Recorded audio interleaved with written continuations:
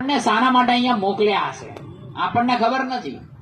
એક એવો દાખલો હું આપી દઉં કે સતયુગની અંદર જ્યારે શેષનાગની સૈયા ઉપર વિષ્ણુ ભગવાન જ્યારે સૂતા હતા અને લક્ષ્મી માતા એના પગ દબાવતા હતા, ત્યારે પાણીની અંદર કાચબો આવી અને એના પગ પકડવા માટે, પગને અડવા માટે આવ્યો, ત્યારે લક્ષ્મી માતા એને સાઈડમાં કરી નાખ્યો કે ડિસ્ટર્બ ના થાય। એવી જ રીતે ફરી એને ટ્રાય કર્યો તો ફરી લક્ષ્મી માતાએ એનો હાથથી એને સાઈડમાં કરી દીધો।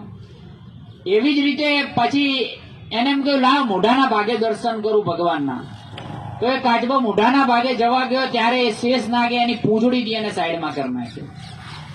ત્યારે કાચબો બોલે કે ભગવાન આ સેવા કરવાનો આ ઠેકો જે આ બે જણા જ લીધો છે, અમારો કોઈ સેવા કરવાનો હક નથી કે? ત્યારે ભગવાને એને મનોમન કીધું કે આવતા જન્મની અંદર તને સંપૂર્ણ સેવા કરવાનો અવસર મળશે ને ત્યારે આ બંને જણા કઈ નહીં કરી શકે।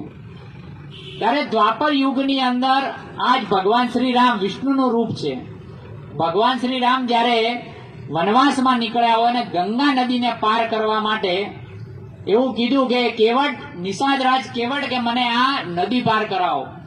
ત્યારે નિષાદરાજ કેવટ ઓળખી ગયો કે પ્રભુ હું નદી તો પાર કરાવું પણ પહેલા તમારા પગ ધોઈ અને મને આ ભાવથી પાર કરાવો। ત્યારે એ પગ એના ધોતા હોય ત્યારે બરાબર લક્ષ્મણજી અને સીતા માતા આ બંને ટગર ટગર જોવે છે કે આ કરે શું છે એમ। ત્યારે ભગવાન શ્રી રામે કીધું કે આ પૂર્વ જન્મનો એ જ કાચબો છે જે તમે મારી સેવા કરતા રોક્યો હતો, એટલે શેષનાગના રૂપમાં લક્ષ્મણજી હતા અને લક્ષ્મીજીના રૂપમાં સીતા માતા હતા કે એ જ કાચબો છે, તો તમે મને રોક્યો હતો, આજે સેવા કરી રહ્યા છો ને તમે કશું કરી શકતા નથી। એટલે કુદરતે આપણને કયા રૂપમાં અહીંયા મૂક્યા છે આપણને ખબર નથી।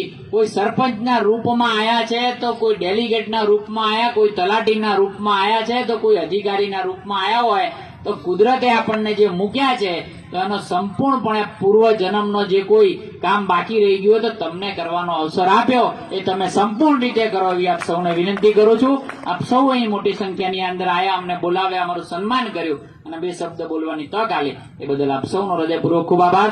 જય જય ગરવી ગુજરાત, જય જય ગરવી ગુજરાત। ખૂબ ખૂબ આભાર સાહેબશ્રીનો। સાહેબશ્રીએ જે રીતે વાત કરી કે આપણા તાલુકામાં વિકાસના કાર્ય થઈ રહ્યા